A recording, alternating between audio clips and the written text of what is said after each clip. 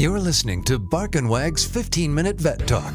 Each week, your host, Polly Requa, interviews veterinarians and individuals in the pet industry from across the nation answering pet questions. Bark and Wag podcast is produced weekly for your enjoyment, and show notes can be found at barkandwag.com under the podcast tab. That's BARKNWAG.com. Please remember to subscribe to Bark and Wag 15-Minute Vet Talk. Thank you for listening to Bark and Wag 15-Minute Vet Talk. Bark and Wag is dedicated to protecting our dogs through advocacy, education, and supporting like-minded dog lovers by selling custom pet products. Bark and Wag is excited to announce our new partnership with a Colorado hemp farm to produce a line of CBD products for your pets. Bark and Wag has CBD pet tincture available in 300, 750, 1200, and 2400 milligrams. Bark and Wag CBD is pet safe, no THC, it's made in the USA, and is CO2 extracted.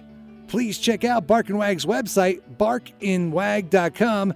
That is BARKNWAG.com to see our line of CBD and awesome merchandise. We love pooch ideas for podcasts and merchandise, so anytime send an email to Polly at barkandwag.com with your suggestions. Welcome to Bark and Wag 15-Minute Vet Talk. I'm your host, Polly Requa. Today we're talking to Summit Lost Pet Rescue, Melissa and Brandon, co-founders as well as mission coordinators, about what to do when you find a pet. So welcome, guys. Hi, thanks for having us back again. Thank you. So what happens when you're on a hike or you're on a walk and all of a sudden you find someone else's pet? What should you do? Well, if it's safe, obviously your safety comes first. If it's safe to go near the found pet, whether it's a cat or a dog, typically dogs are on trails hiking. If it's a non-aggressive dog, if you feel comfortable, go up to the dog. You know, if they have a collar and tag, which we always wish that everyone had collars and tags. If there's a phone number on it, by all means, call the owner's phone number and try to reunite quickly that way. What we find up here in Summit County and actually all over the country, many of the lost pets don't have collars or tags. So lots of people will find dogs or cats roaming around and they have no idea who they belong to.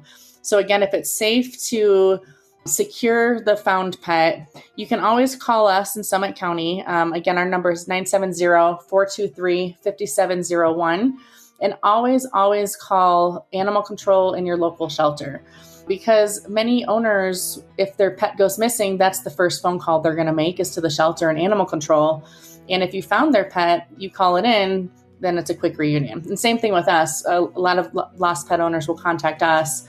And if you found a pet, give us a call and we can reunite. If it's not that simple, you can always take the found animal, cat or dog, to your local shelter. They can scan for a microchip. And, if hopefully everyone has their pets microchipped because it's an easy way to reunite lost pets as well as found pets as well. You can always do a social media campaign, post on your local Facebook pages, nextdoor.com. We highly recommend if anybody finds a cat or dog, and let's say you post on Facebook, there's a lot of people out there that will say, hey, I'll take the dog. Hey, if you don't find the owner, I'll take it. We always ask for proof of ownership when anybody claims a found pet, just for the safety of the pet. We don't want to give it away to the wrongful owner. So you can ask them to show pictures. Who doesn't have a picture of their animals these days on their phone? Or you can ask them to show proof of vet records. The proof of ownership is huge, especially in the larger cities because dogs are used as bait. I mean, It's really horrific. Yeah. Thank you for bringing that up. We kind of live in a bubble world up here in Summit County. We don't have a whole lot of pet theft up here. However, you're absolutely right. Sadly, it happens all over the country. Even down in Denver, it's happening so much. Dogs are getting taken out of their yards. People, will tie them up when they're going to a store. They get stolen. Some are getting taken out of cars. So it's really, really important that you have a microchip with updated information. And if you find the pet, absolutely ask for proof of ownership. If it's the rightful owner, they're going to be grateful that you asked. And they're going to be like, absolutely, here's all my pictures of my pet and my family. If it's the wrongful owner, of course, they're going to get pretty ticked off that you asked them. And that's a huge red flag. Yeah, right. The other thing is, I always question why people do not have collars on their pets. So, especially when they're hiking.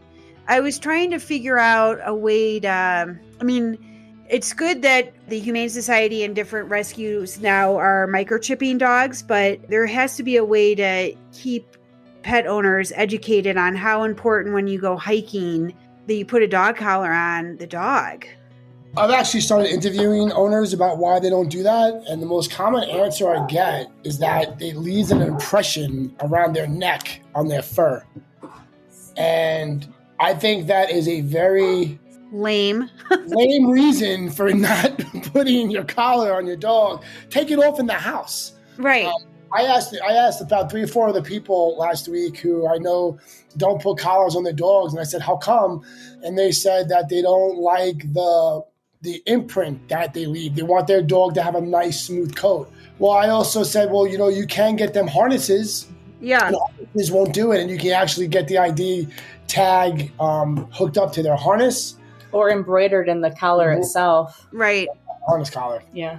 And they just don't want to put collars on their dogs because of the impression. And Other people say if they have multiple pets in the house, they feel that it's not safe for their animals while they're wrestling around to have collars, because it happened to my dogs. It does happen where collars and tags can get, hooked around another dog's mouth if they're playing, or ID tags can get hooked and caught in, radiators and all that. But again, our answer to that is, if you don't want to at least wear the tag, get your phone number embroidered in the collar, and you can take them off at home, but just make sure before you open that door, put that collar back on. Right. Especially when Yeah, that's what I do. When my dogs are in the house, because one bad thing that can happen is when people crate their dogs with a collar.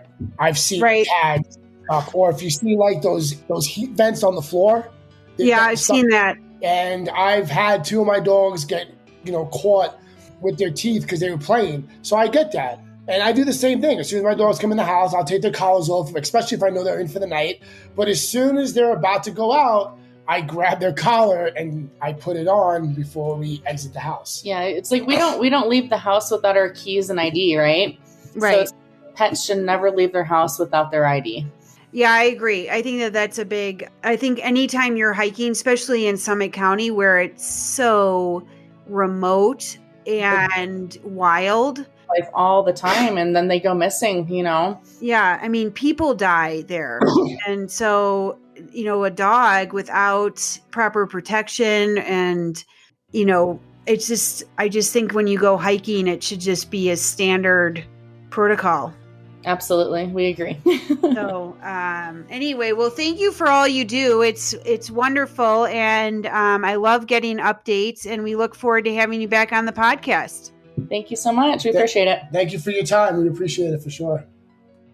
Thank you for listening to Bark and Wag's 15-Minute Vet Talk. If you like what you just heard, we hope you'll pass along our web address, www.barkandwag.com, to your friends and other pet owners. Have a pressing question for a veterinarian? Ask your question at barkandwag.com under the podcast tab. This has been a KFR production. Join us next time for another edition of Bark and Wag's 15-Minute Vet Talk.